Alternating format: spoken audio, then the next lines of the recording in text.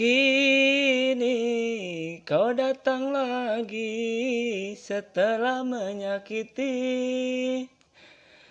Kenangan manis dahulu telah ku lempar jauh. Assalamualaikum warahmatullahi wabarakatuh. Jumpa lagi seluruh di channel Guru Fajar. Kali ini dalam hidup itu mungkin terkadang ada drama dan romantika. Di saat kita membaca novel drama atau menonton film drama, mungkin kita terhanyut dalam cerita dalam novel dan film tersebut. Nah, ternyata dalam dunia literasi, dalam dunia perbukuan, dalam dunia para kutu buku, drama itu ternyata juga ada, juga menghampiri. Bagaimana lika-liku kita mencari sebuah buku, berburu buku, lika-liku bagaimana kita menjaga perpustakaan kita, lika-liku bagaimana cara kita menamatkan koleksi buku-buku kita. Itu adalah drama tersendiri dalam dunia literasi. Nah, seperti apa drama-drama itu? Jangan lupa untuk like dan subscribe channel ini untuk mendapatkan berbagai informasi dalam dunia perbukuan. Dan jangan lupa juga kalau ada pertanyaan, saran atau komentar, silakan tuliskan di kolom komentar di bawah ini. Untuk sebelumnya kita bumper dulu. Tarik ses, semongko, kini tinggal aku sendiri. Dudak jos.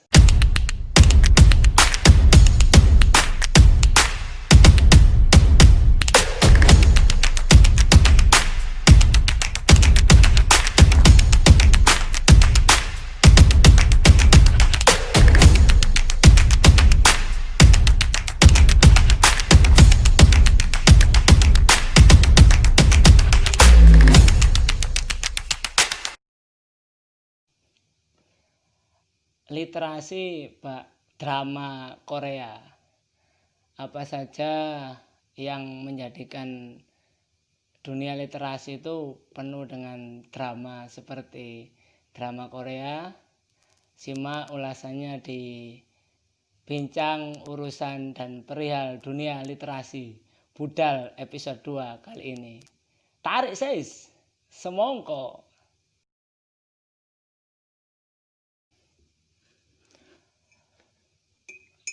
Buku ini aku pinjam.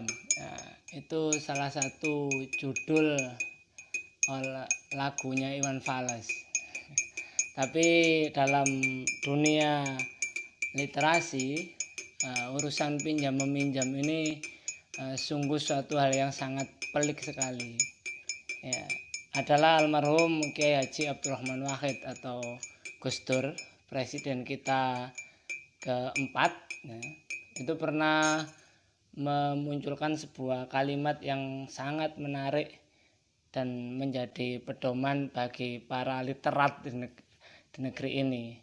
Kalimatnya itu berbunyi, hanya orang bodoh yang meminjamkan sebuah buku dan hanya orang gila yang mengembalikan buku yang telah ia pinjam.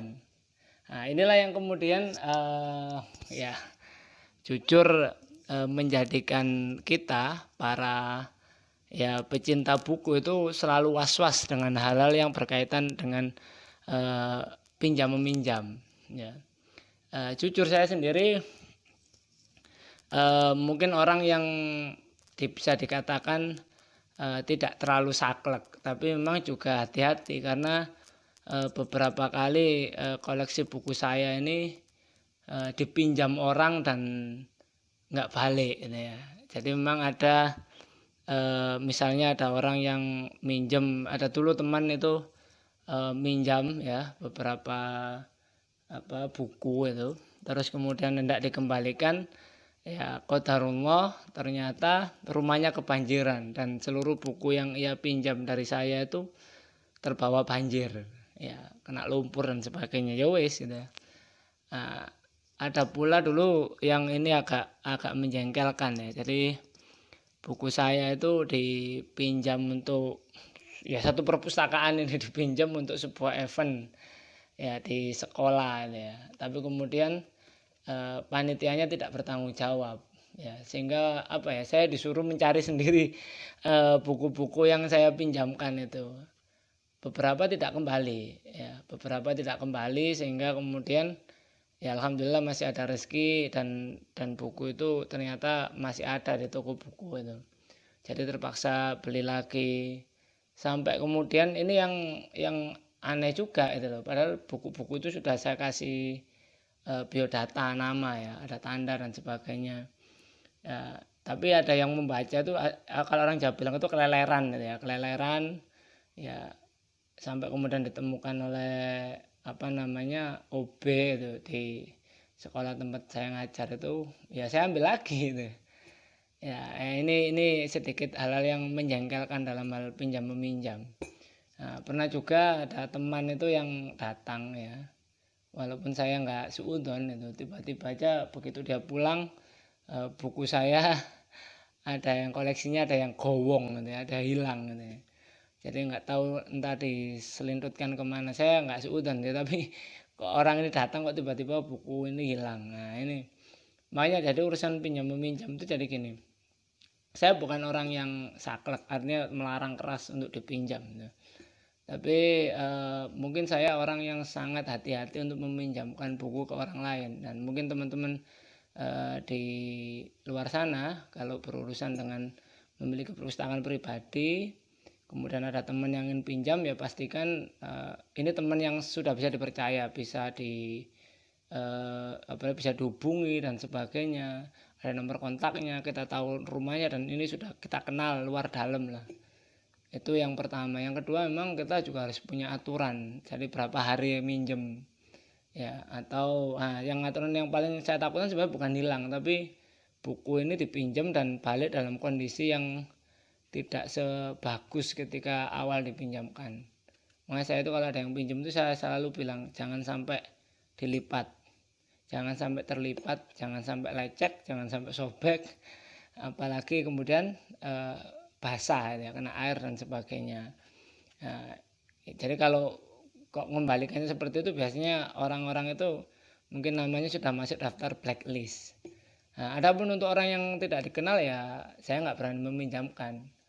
Sekitar sebulan lalu masuk pesan di Instagram saya, itu ada orang yang, Mas boleh main ke perpustakaan? Lo silakan kalau kondisi sudah aman, silakan main-main ke perpus saya ini. Nah, kemudian boleh pinjam bukunya ya, saya hanya kasih ikon senyum saja, saya belum kenal kok. Ya kalau belum kenal ya nggak berani minjem. Dan ini satu hal lagi, saya tertarik dengan tulisan di belakang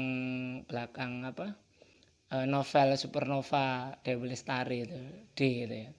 Dia bilang ya alangkah baiknya kita tidak selalu sedikit-sedikit pinjam.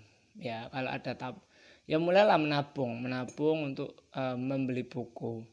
Ya, toh sekarang itu ya kita kan nggak seperti saya zaman mahasiswa yang uang saku itu kecil banget. Sekarang kita itu bisa ngafe, bisa ya, apalagi yang mohon maaf ya yang laki-laki itu yang ngerokok dan sebagainya.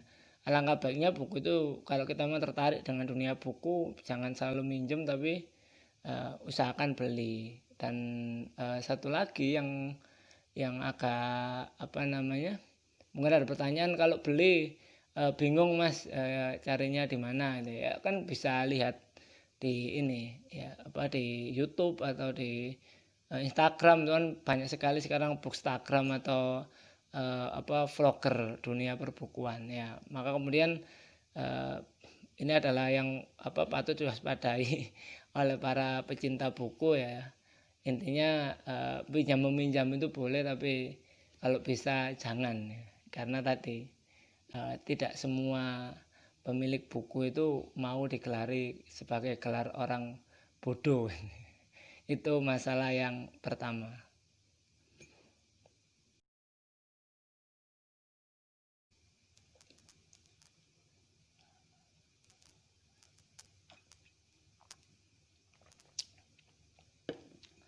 Oke, drama yang kedua itu berkaitan dengan dunia literasi, itu adalah bagaimana berburu buku, ya, berburu buku.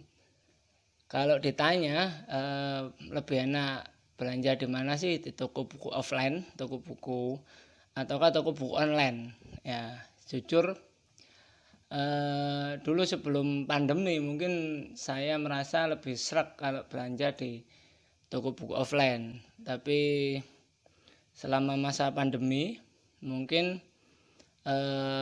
paling enak ya, kita dimudahkan untuk belanja buku di toko buku online. Nah, why? Mengapa?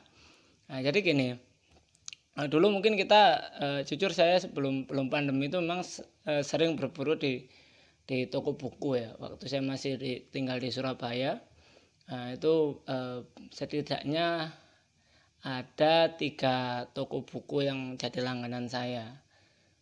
Yang pertama mungkin ini adalah toko buku yang populer, yang banyak ada di mall-mall, ya, di mall-mall di seluruh Indonesia. Gerainya besar, ya. Ini apa, inisialnya G, ya. Itu dulu langganan saya. Cuma memang toko buku ini juga punya kelemahan. Dia hanya jual buku-buku populer, buku-buku yang dicetak oleh dia sendiri, dan hanya hanya buku-buku yang dalam tanda kutip ya, buku-buku aman. Ya, adapun untuk buku-buku yang idealis itu dulu ada dekat kampus itu, inisialnya TM. Jadi buku-buku idealis itu ada semua di situ. Ya, termasuk buku-buku kiri, sastra-sastra berat, itu novel-novel berat, bahkan buku-buku yang dicetak oleh penerbit indie, penerbit kecil itu dijual di situ. Nah, terus satu lagi dulu MJ, inisialnya di Surabaya, itu dekat Kebun Bibit. Nah, ini spesialis toko buku-buku Islam.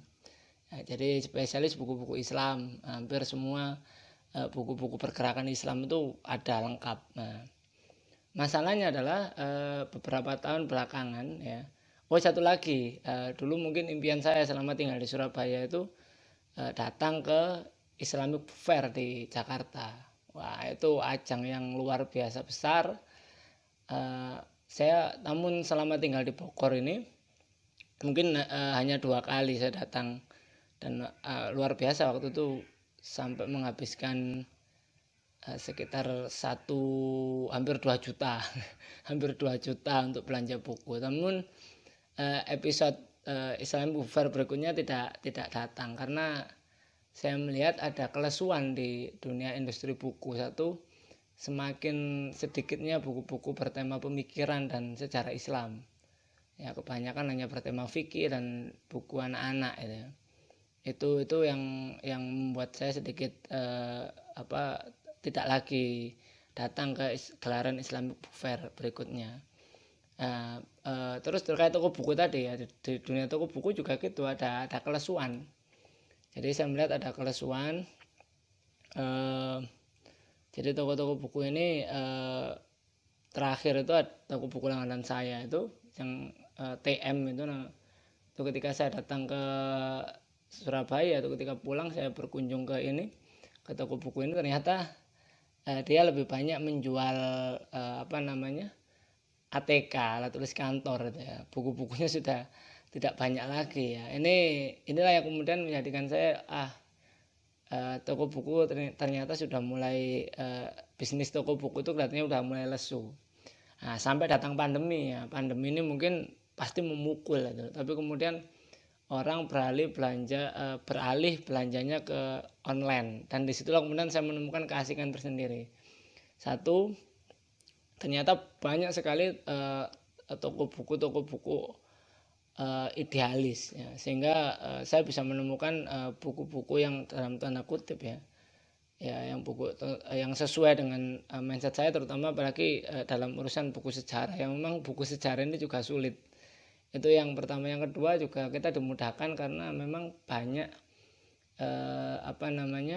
penerbit itu yang memajang, ya, jadi mereka membuka toko di platform pasar online itu ya, sehingga kita bisa mudah memilih, jadi kita tidak bingung-bingung gitu. Dan inilah yang kemudian belanja online itu menarik ya. Ya tinggal kemudian kita hanya ingin mencari saja. Masalahnya buku ini di perpustakaan saya ini, saya selalu mengibaratkan perpustakaan ini selalu mengibaratkan perpustakaan ini seperti kebun binatang gitu ya, yang berisi mungkin ada binatang populer ya, mungkin seperti kambing, bebek gitu ya, yang mungkin, atau ya binatang yang banyak lah. Tapi tidak dipungkiri, di perpustakaan saya ini memang ada buku-buku yang dalam kategori langka, bahkan punah ya. Jadi buku langka dan punah langka itu memang karena dari sisi usia ya, penerbitan dan sebagainya, dan mungkin tidak diterbitkan lagi, atau mungkin akan diterbitkan kembali tapi kita belum tahu kapan diterbitkan lagi. Tapi ini langka, artinya bisa dibeli, atau buku-buku yang memang diterbitkan oleh penerbit kecil ya. Penerbit kecil ini yang kadang-kadang ya kita tahu sendiri, mereka hanya menerbitkan secara terbatas. Tapi tidak menutup kemungkinan ada buku-buku itu yang dalam kategori punah.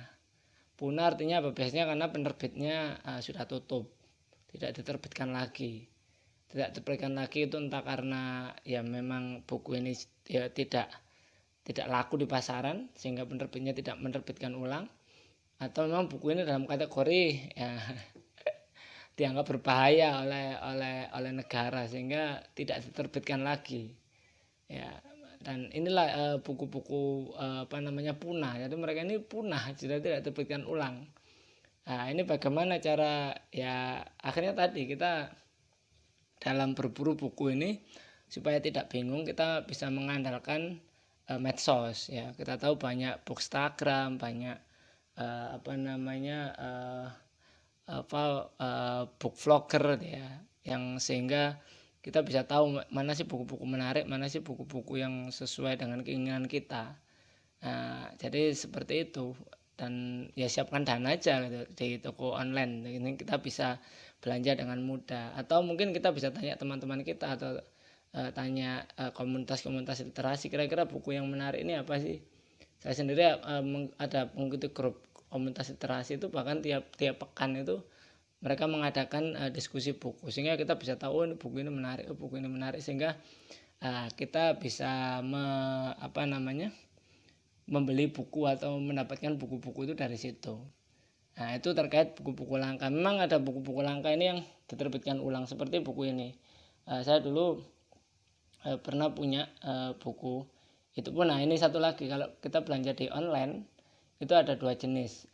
Biasanya pembeli itu akan menyantumkan buku itu apakah ori ataukah repro. Nah, kalau ori itu dia asli ori. Kalau repro itu dia memang udah tidak ada lagi barangnya, atau dalam bahasa kasarnya bajakan, fotokopian. Tapi terkadang buku-buku ini terpaksa kita beli karena memang sudah tidak ada lagi aslinya ya, jadi repro. Seperti buku ini, dulu saya pernah mendapatkan itu edisi repro, kemudian saya dapat kabar buku ini terbitkan ulang. Ya sudah, ini saya beli yang karena mungkin lebih enak dibaca. Itu adalah buku-buku yang dalam kondisi langka dan sebagainya. Nah, terus ada beberapa pertanyaan yang masuk di channel YouTube ini terkait buku-buku yang mungkin tidak umum ada di Indonesia. Jadi ini buku terbitan asing. Bagaimana cara mendapatkannya? Contohnya ini. Nah, ini adalah buku baru ya, Ismail Hakikati Ottoman South Asian Relation. Mungkin buku ini teman-teman mungkin pasti bertanya bagaimana saya bisa mendapatkan buku ini gitu ya. Jadi ini gini teman-teman, gampang sebenarnya, bahwa sebelum adanya platform buku online di Indonesia, sebenarnya ada platform jual beli buku online itu luar negeri, ya Amazon, Cuma memang kita tidak terlalu akrab karena satu, dia menggunakan bahasa Inggris. Sedangkan kadang-kadang kita belanja online yang berbahasa Indonesia saja kita agak pusing ketika untuk ini gimana cara pembayarannya. Jadi itu satu, ya kita kan pasti bingungkan itu. Yang kedua adalah metode pembayaran, karena biasanya pasti menggunakan kartu kredit atau PayPal yang mungkin kita tidak akrab di tangan kita yang ada di Indonesia. Itu yang pertama. Yang kedua, ya nanti biasanya di Amazon itu kita diberi pilihan apakah buku cetak ataukah PDF. Mungkin bagi kita gambar mungkin PDF aja gitu karena lebih murah. Ternyata enggak, PDF sama yang cetak harganya sama, cuma biasa PDF itu dia menang lebih cepat dikirim karena akan dikirim via email kita. Nah, silakan kita mau cetak sendiri ataukah mau bacanya PDF. Nah, tapi kalau cetak biasanya agak lama karena dikirim dari luar negeri. Nah, kendala berikutnya itu adalah selisih harga yang cukup mencolok, ya karena pembayarannya pakai euro atau dolar, ya, dan kurs kita kan akhirnya melonjak cukup besar. Misalnya saya pernah mendapatkan buku Inevitable Khalifat karangan Raja Pangkurs itu, kalau di terjemahannya dijual di Indonesia itu dengan harga 150.000. Tapi versi Inggrisnya beli di Amazon itu kalau dikurskan sekitar 1-2 jutaan. Nah, buku ini harus ditebus dengan harga, mohon teman-teman tidak kaget ya, ini 2 jilid ini ditebus dengan harga 5 juta rupiah, ya termasuk ongkir dan sebagainya, jadi mahal. Mungkin itu yang menjadikan kita agak, kalau ada yang nanya belinya di mana, ya belinya di Amazon, gitu. Silakan aja cek di sana. Mungkin itu sedikit, dan ini drama banget ini ya. Jadi memang itulah dunia perbukuan ya. Kelihatannya mungkin kita gampang aja ya, tinggal ngambil lah buku mah cincai, tapi ternyata memang ada lika-liku untuk ketika kita berburu buku. Mungkin itu saja dari saya. Tetap berliterasi, jangan lupa membaca, menulis dan berdiskusi, dan jangan lupa untuk ngopi. Bismillahirrahmanirrahim. Mungkin itu saja dari saya. Tetap pantengin channel ini, jangan lupa like, subscribe, dan share apabila channel ini berguna bagi Anda. Apabila ada pertanyaan, saran, atau komentar bisa dituliskan di kolom komentar. Tarik sis, semongko. Assalamualaikum warahmatullahi wabarakatuh.